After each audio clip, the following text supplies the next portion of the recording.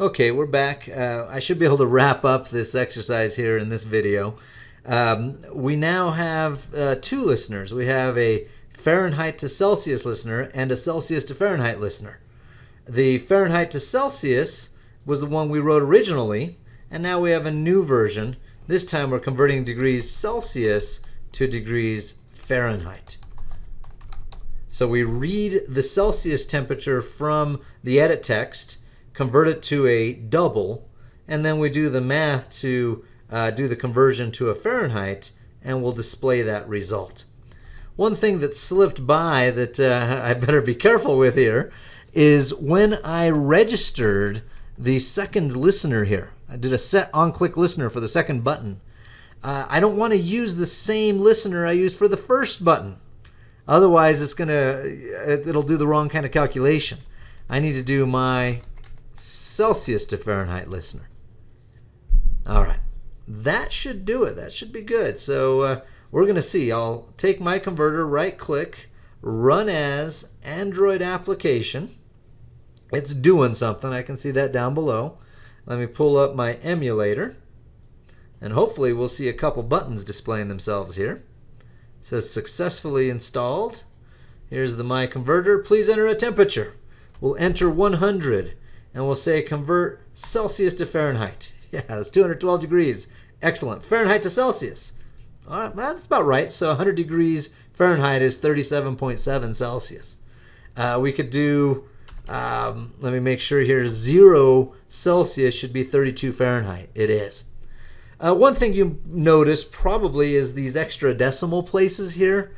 It'd probably be better just to display that to a couple decimal places. Well, there's ways to do that in Java, absolutely. What we'd have to do is down here where we're doing our set text, when we're displaying the temperature in Celsius or the temperature in Fahrenheit, we probably want to modify this so that it makes use of a string formatter, so it cuts that down to just a couple decimal places. So there's a few different ways to do this. The one that comes to mind right off the top of my head is to use a number format. And this is totally optional here, but we can do something like string temperature. I have trouble spelling here. Temperature. Why does it say temper string every time? Temperature CS or SC.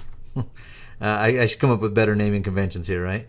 Equals, and we'll do on a number format, we'll get an instance of that thing, and we'll call format passing in that temperature in Celsius. Something along those lines. The number format, it doesn't know what that is. We need to import it. Java.text is where that comes from.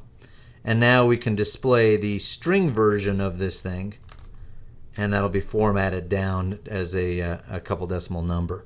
And we can do something similar for the other inner class.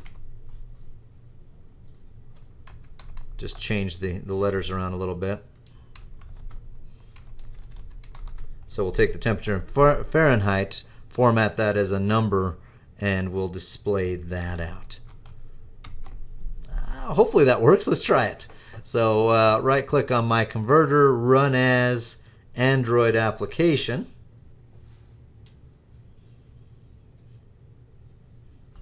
Go over to the emulator.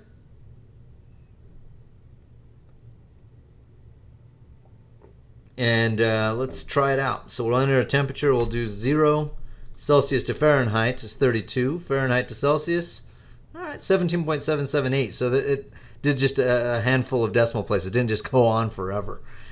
We can also go, let's do, what do we have, 100 Fahrenheit to Celsius. Excellent. Celsius to Fahrenheit. And I'll do just some random number here. We'll do, I don't know, 45.67. Run each one of them through, and it looks prettier when you have some number formatting in there. And there's several ways to format numbers. The other way you can think of it would be working with some of the printf-like number formatters that were added in Java 5. But this one works, so I'll go with that for now.